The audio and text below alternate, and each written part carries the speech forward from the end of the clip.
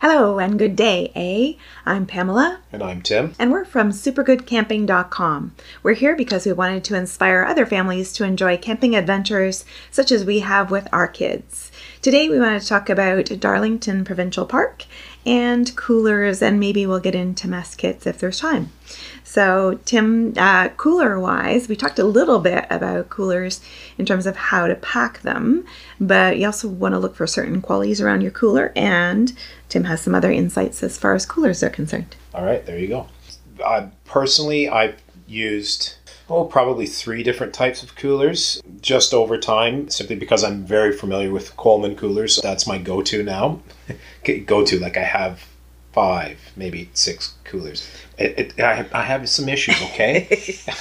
Our 2 favorites. So I've used Igloo though, and they were fabulous. The particular one that I got, the layout didn't work for me. I like a long, narrower one. This was a little more sort of a sideways version of it. It just didn't work. I've heard fabulous things, and for the brief amount of time that we used it, it worked well. The Colemans in particular that I like to use are Extremes. That starts with X, not an E. They're rated for 5 days. Your food will stay frozen. I would say that that's darn close, with the caveat, and here's the big thing to know about coolers: don't open them. Especially if you have kids, they want to open it, grab something, dig around in it for a little while. Don't take 1 cooler for starters. Take 2 coolers. Take one that is the one that gets opened all the time, that you're going to replace the ice in all the time, every single day, because kids, but you as well. I mean, whether you're going in for a beverage or somebody needs a second breakfast and it needs to be hot dogs or what have you, that's the sort of stuff you put in the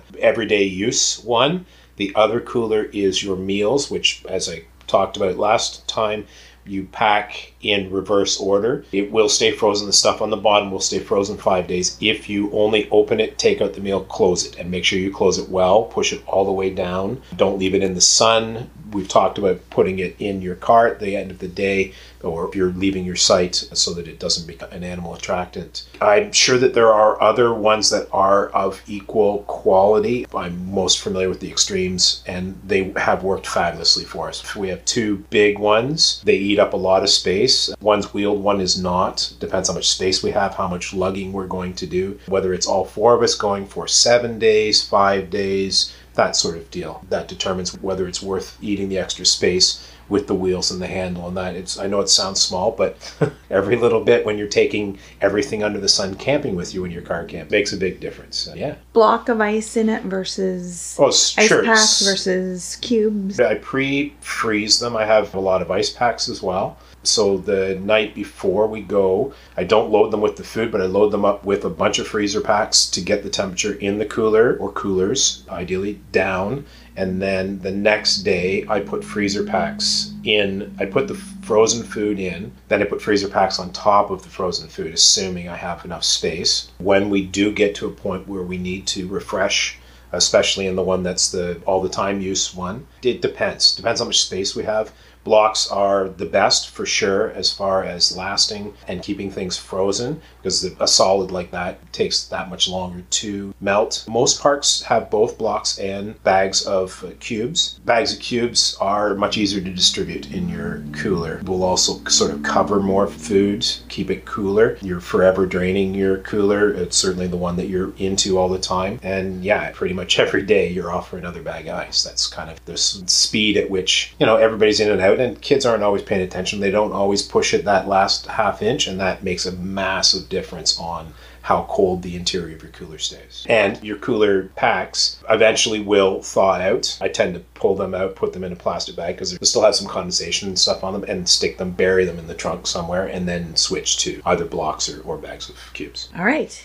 And then Darlington Provincial Park. So Tim and I have each been there, not together. And I told him earlier, we were talking about this, that my recollection of Darlington is I don't remember that much about it. It was kind of, in my mind, I think, nondescript. The nice advantage of it is close to Toronto, so it doesn't take long. And it was actually close to where my mother was living at the time too, so I could pop in for a visit with her and then go to Darlington and camp. Our site there was not great. It was very open with the site next door to us. It was this big grassy open space, and our next door neighbor was a smoker, so sitting in his lawn chair smoking was wafting over into our site, which wasn't pleasant. But it was nice to be close to Toronto. And we were also talking about the fact that Darlington Nuclear Generating Station is nearby. So you can take the kids for a tour of that once those things are available to us again. Yeah, the generating station is quite cool. I've been there a couple of times with Thomas when he was quite short. I would say he was 6-ish maybe. I've been to Darlington a couple of times, maybe 3 times, twice with Thomas. Just it happened that it fit my schedule. And again, with parental units, very close to there. It was dead easy. For the record, Darlington, in the many camping groups that I follow, etc.,